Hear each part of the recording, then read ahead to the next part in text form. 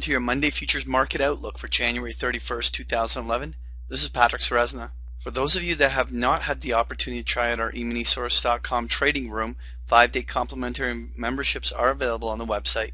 As always, we start off with a weekly chart of the S&P 500 going back 3 decades. And we plot an 80-week moving average on there. Does a very good job to depict the bull and bear market cycles that we've gone through.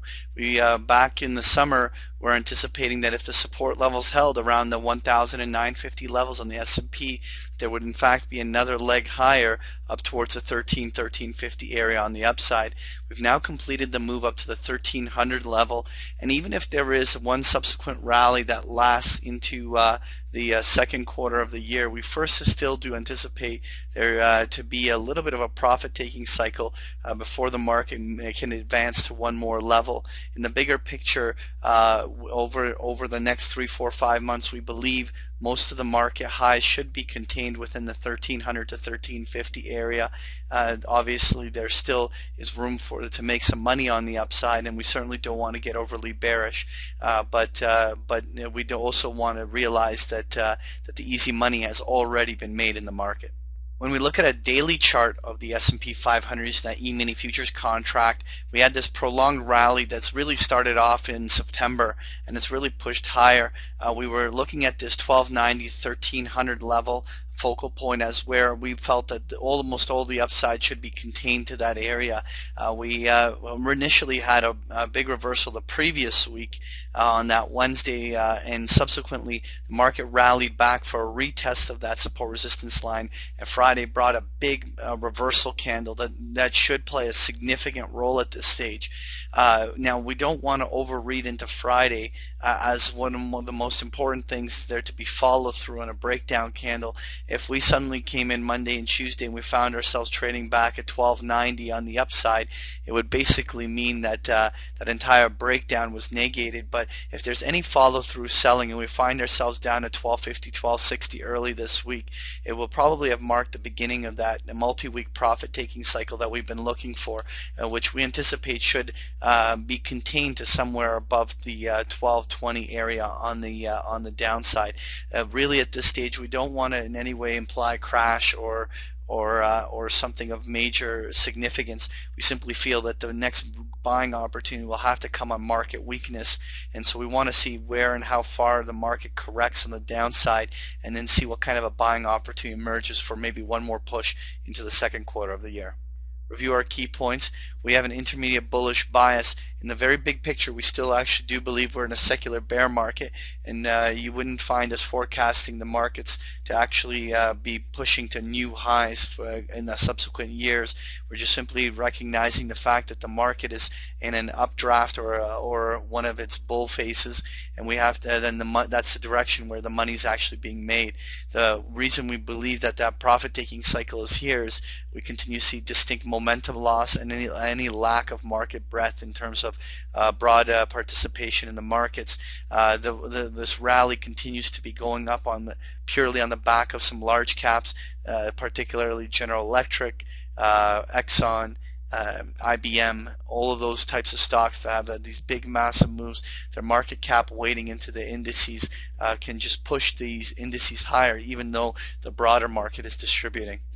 So we are concerned about this profit-taking cycle throughout the end of this earnings season, but beyond a multi-week pullback, again, just to reiterate, we still do believe that there could be one more leg higher going into the second quarter of the year before we probably see the highs of the year. Next year, I want to take a look at the NASDAQ 100 using that E-mini futures contract. That seemed kind of a double top occurred on the NASDAQ as we saw on the S&P. The only indice that continued to move actually to higher highs was the Dow, and that's because, again, that was driven by the large caps. But really now with this NASDAQ reversal, we're about to break to a lower low for the first time in a long time if this pivot breaks around this 2270 area on the downside. If that's the case, profit taking, just like we're forecasting the S&P, can easily go down to the 2200 or even the 2100, depending on how accelerated the sell cycle is. Again, we're not looking for a crash, but rather just a good healthy profit taking cycle that will allow everything to kind of reset and allow us to buy some stocks at cheaper prices. Next here, I want to take a look at the US dollar index, and this is a particularly interesting thing. We had the previous focal point at the 78, 78.50, which now appears in hindsight to be been a little bit too high. But this around the 78 level, give or take a little bit around that range, is right where the retracement zone lies for this entire little profit-taking cycle. We had a strong green reversal day that kind of came in on Friday. And it'll be very interesting because if the dollar index reversed off this level, it would actually remain bullish enough to actually even forecast to move back to 83, 83.50 on the upside. Now, the reason that I'm kind of pointing that out is because it's a sort of a make or break it moment. In the same regards, if Friday's reversal candle on the upside doesn't actually spark any follow through buying in the US dollar and subsequent reversals in the pound and the euro and so on, then we could see that support line give out at that 78. If that's the case, then we're going all the way down for a retest the 76, 75 levels on the downside. Using this level right around here as a pivot for the dollar index will be critical, because if that dollar index starts to rally, we could probably see commodity driven profit taking occurring in a few different indices, and so whether or not this dollar breaks down or rallies should impact how the magnitude of the selling that we see in the S&P. Next here I want to take a look at gold futures, and gold has really come off of a triple top up along the upside, retesting that zone, and now has gone through some good healthy profit taking down to this what's now our 1310, 1330 area on the downside. We widened that a little bit as we just had a temporary little break below it, and then subsequent strong reversal candle break. We're really at this stage at a very interesting moment. We've seen far greater selling in gold stocks than we have in gold bullion, and we're certainly not sure whether or not that means that the gold stocks are pricing in much lower bullion into the future, or whether gold is actually still going to weaken further after any subsequent rallies. But nonetheless, we're really watching to see whether gold fails to continue to rally. If we might see even a $20 per ounce rally up towards 1360, 1370, but if it subsequently reverses and gets back down into those ranges, we could see a breakdown move even as deep as 1260 on the downside during this cycle.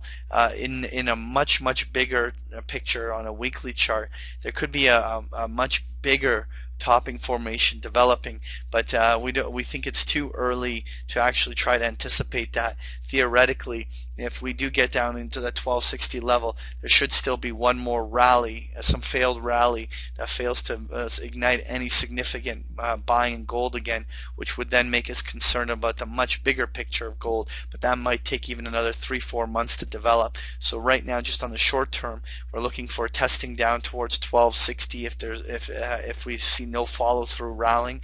We are at an important support line, so it'll be very interesting to see whether the gold bulls can hold the support lines here. Next here I want to take a look at crude oil using that E-mini crude oil futures contract.